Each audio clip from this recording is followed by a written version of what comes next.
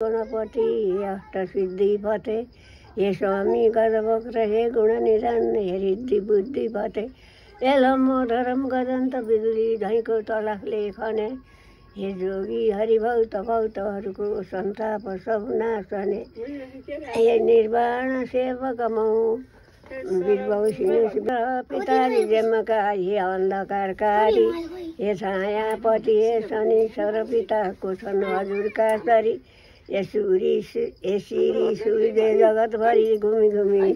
सबको विचार गरिदिने सारा रोगहरू त हटाइदिनुहोस् मेरो उपर दुख दिने हे देवी दुख नासिने भगवती हे विष्णु आए रमा हे नारायणी शारदा गिरिय सुते सृष्टि दिनुहोस् ममा त्यो तरीमा पस्ने बखतमा पनि कष्टारी ऋषित कष्ट भोग गरे कष्ट भोग नगयो अड्क्यो पस्ने बखतमा पनि कष्टारी ऋषित कष्ट भोग उत्रिनु होला भनी चिन्ता धेर हुँदा युधिष्ठिरजीको मनमा लड्यो गयो सम्झी झट्ट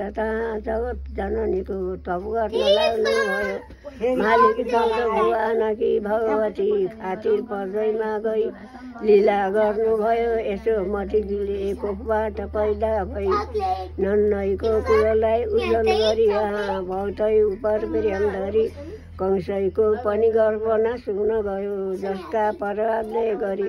कंसैले गई मर्नको मन गरी हातमा उठायो जसै विद्युतको शरीर धरी गगनमा उड्नु भयो जड तसै माला दिव्य र दिव्य वस्त्र जसको खड्गै छ हातमा पनि प्रख्यात छन् तिन लोकमा भगवती बहिनी हरिणकी भनी दूषित भई जगदम्बिके चरणमा ध्यान गर्छ जो यहाँ पापको मुक्त भएर भक्तहरू सब पुछन् परम पदमा